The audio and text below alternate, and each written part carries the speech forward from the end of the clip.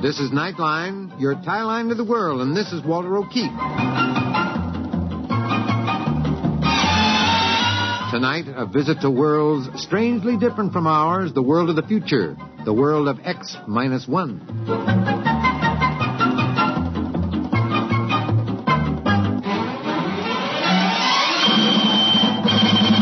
Now, here is the future, X-1. Countdown for blast off. X-5, 4, 3, 2, X-1, fire.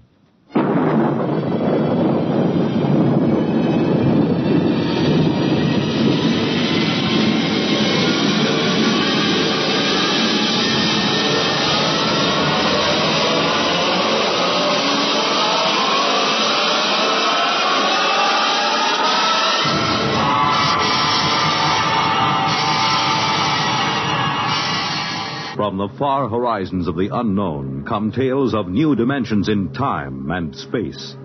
These are stories of the future, adventures in which you'll live in a million, could be years, on 1,000 maybe worlds. The National Broadcasting Company, in cooperation with Galaxy Science Fiction Magazine, presents X-1.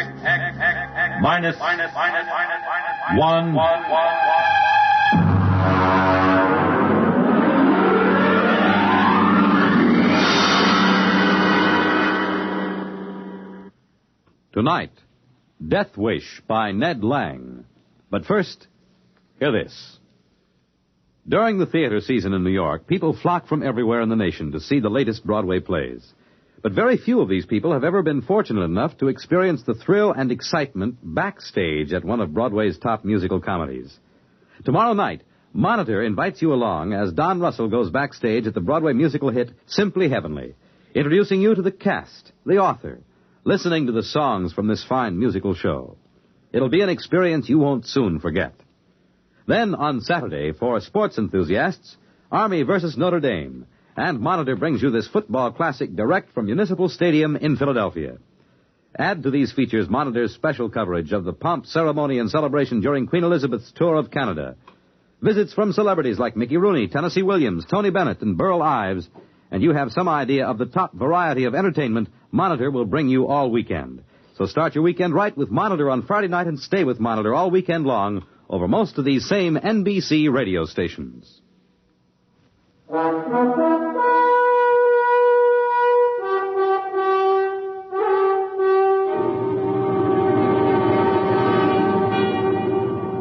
And now, X-1, and tonight's story, Deathwish.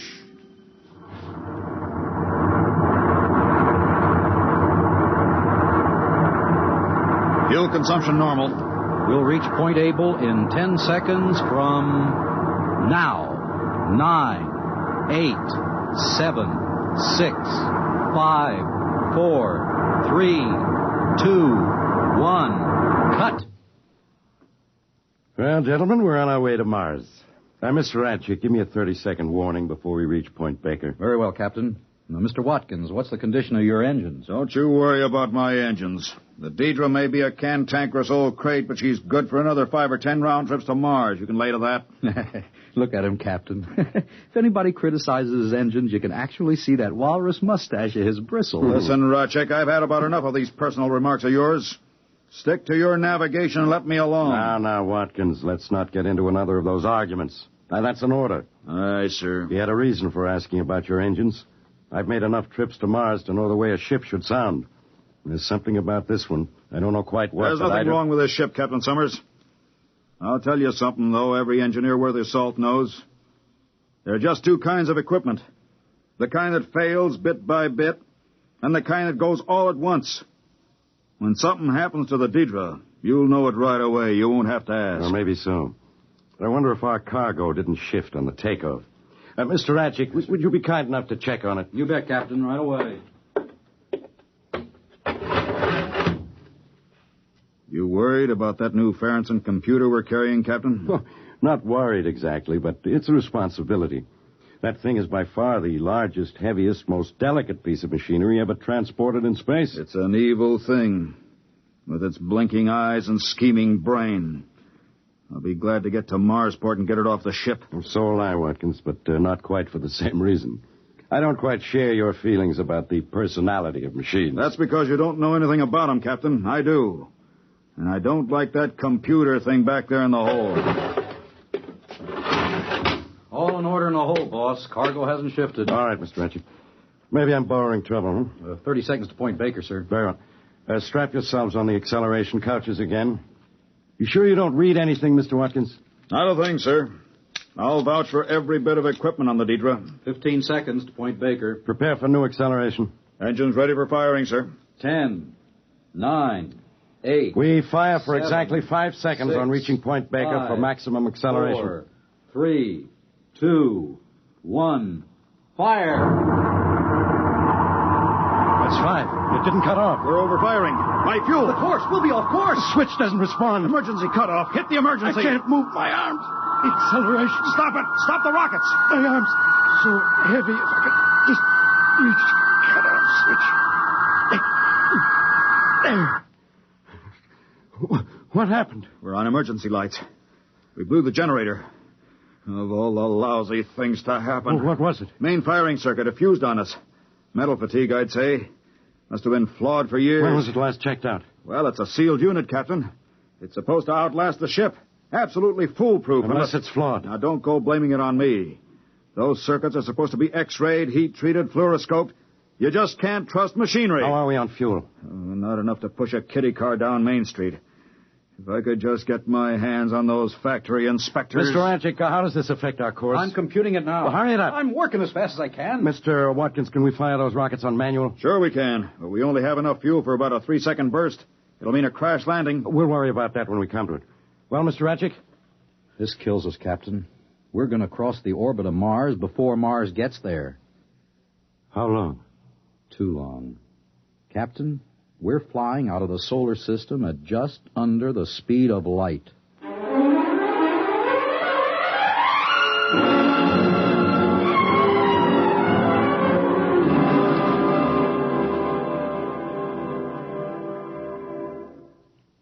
You're listening to Deathwish, tonight's attraction on X-1.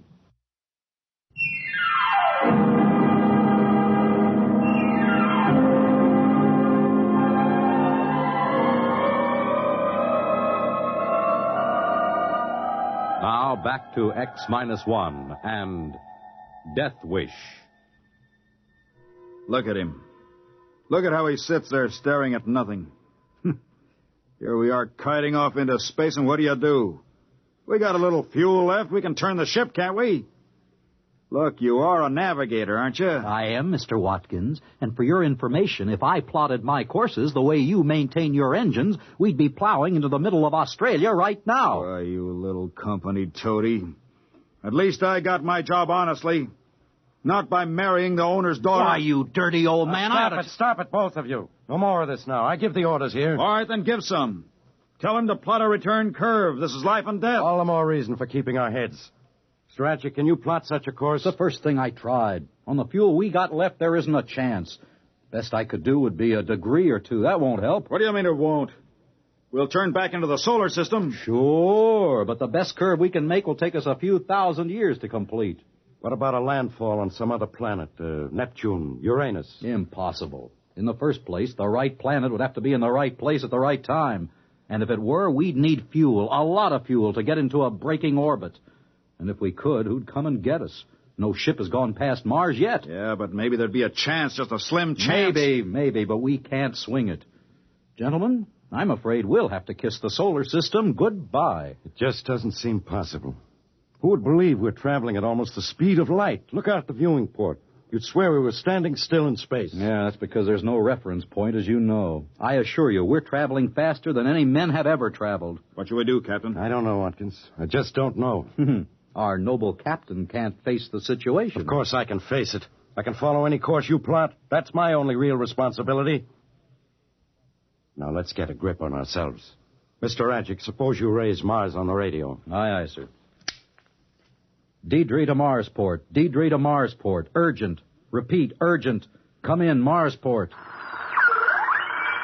Marsport to Deidre. Read you. Over. Emergency, Marsport. Firing mechanism jammed. Fuel almost totally expended. Acceleration 15 seconds past safe maximum.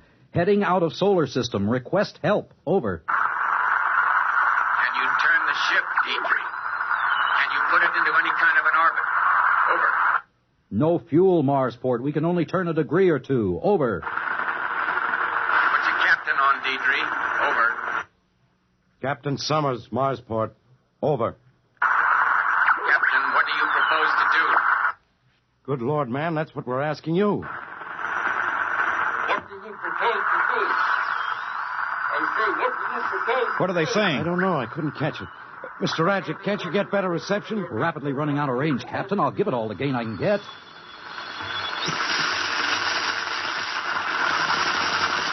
To Deidre. Marsport to Deidre. Can you read me? There they are. Shut up. Deidre, what can you do for us? Over. Captain, we can't think of a thing. You could swing into any sort of orbit. We can't. I told you that. Under the circumstances, Captain, you have the right to try anything at all. Anything, Captain. Oh, that's nice of them. What do they expect us to do? Complain to the company? Listen, Marsport. Marsport, do you still read me? Over. Read you faintly. Go on, but hurry. I can think of just one thing. We could bail out in spacesuits as near Mars as possible. The Diana is laying over there, isn't she? You could have her pick us up. Over. Sorry, Captain. You're confused. If you left your ship, your momentum would not be affected. You and your crew would continue through space at the same rate as the ship. Over. Of course, I wasn't thinking. I have it. Send the Diana out to intersect our course. Maybe we can find some way to transfer. My navigator will help you plot the intersection. Over.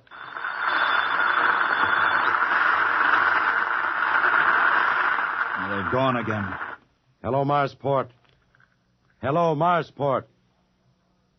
Come in, Marsport. I can't bring them in again.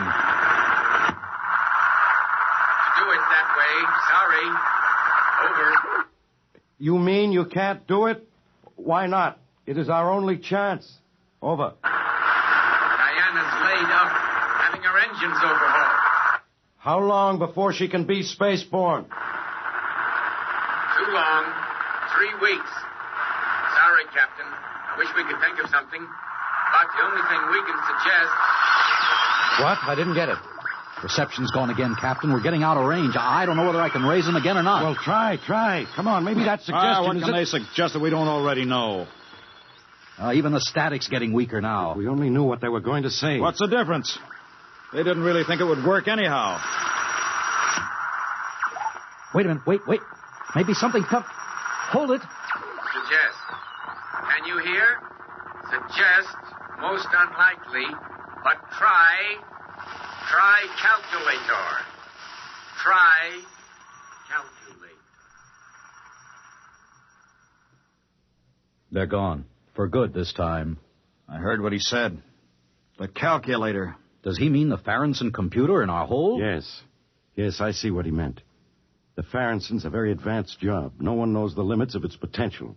He suggests we present our problem to it. That's ridiculous. The problem has no solution. It doesn't seem to, but the big computers have solved other problems that seem to have no solution. Now, we can't lose anything by trying. No, not as long as we don't pin any hopes on it. That's right. We don't dare hope. Mr. Watkins, I believe this is your department.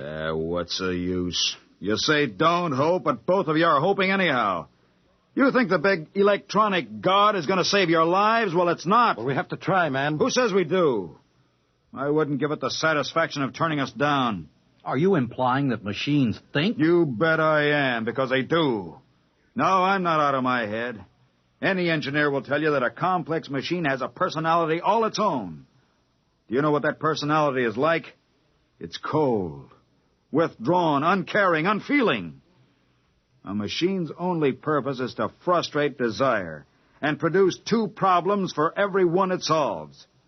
And do you know why a machine feels this way? You're hysterical. Oh, no, I'm not. A machine feels this way because it knows it's an unnatural creation in nature's domain.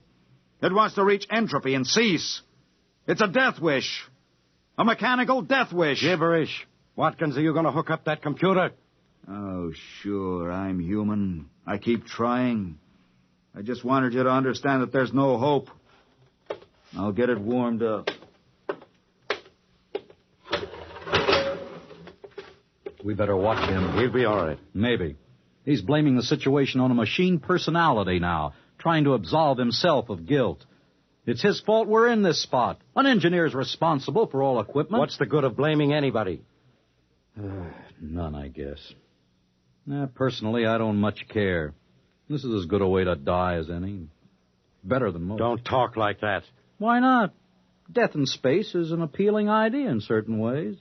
Imagine an entire spaceship for a tomb. And you have a certain choice in how you die. Thirst, hunger, heat, cold. Shut up. Now, that's an order. This is your first real emergency, Captain. And you're responding like a stunned ox.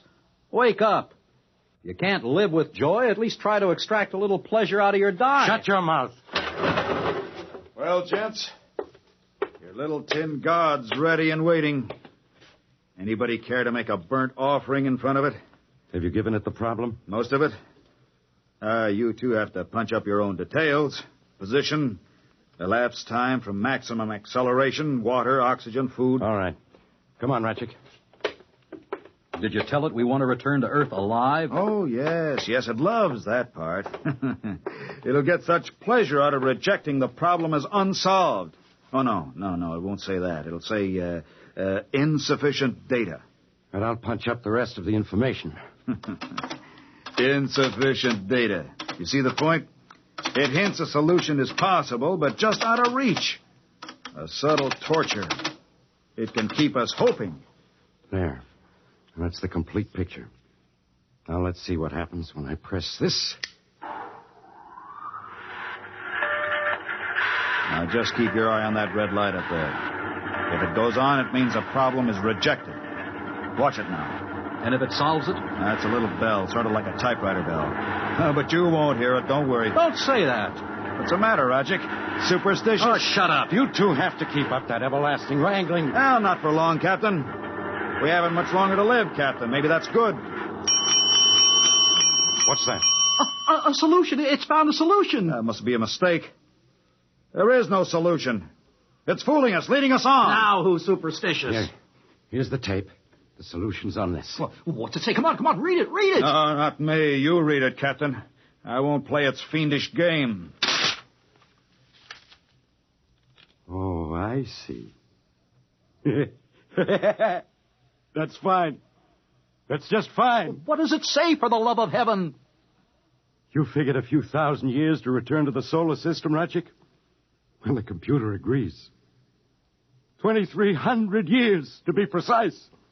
Therefore, it has given us the formula for a longevity serum. 2,300 years? What are we supposed to do, hibernate? Not at all. As a matter of fact, the serum does away quite neatly with the need for sleep. For 2,300 years, gentlemen, we three sit here in this little ship and look at each other. 2,300 years of that. Yeah, that's just the sort of thing a machine would do.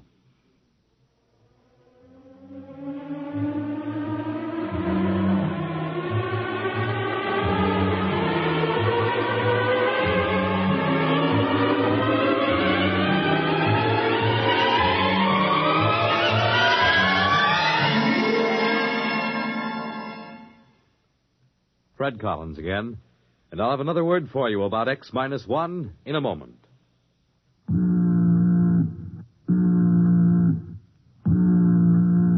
That how you feel, blue and miserable with a deep-down cold? Listen. Every second someone takes it for the miseries of a cold. Millions more take bromoquinine. Every second someone takes it for the miseries of a cold. Bromoquinine. More people have taken more bromoquinine cold tablets for more complete relief than any other cold tablet ever sold. You could use aspirin or cough syrups or nose drops all day and not get bromoquinine's relief. Bromoquinine works to relieve stopped-up nose, body aches, fever, irregularity, the blues, and headache, too. Yes, more complete relief for even virus colds. For bromoquinine is the only cold tablet sold with wonder-working quinine and 5 medicines health fortified with vitamin C. Remember, every second someone takes it for the miseries of a cold. Millions more take bromoquinine. Get bromoquinine brand cold tablets. You have just heard X-1, presented by the National Broadcasting Company in cooperation with Galaxy Science Fiction Magazine, which this month features You Were Right, Joe, by J.T. McIntosh, the story of a time traveler who, going into the future, hardly expected to encounter a Neanderthal man. Read it in Galaxy Magazine on your newsstand today. X-1 has brought you Deathwish, a story written by Ned Lang and adapted for radio by William Welch. Featured in our cast were Ralph Camargo as Watkins, Maurice Tarplin as Captain Summers, Walter Black as Ratchek, and Joseph Bell as the radioman. This is Fred Collins speaking. X-1 was directed by George Voutsas and is an NBC Radio Network production.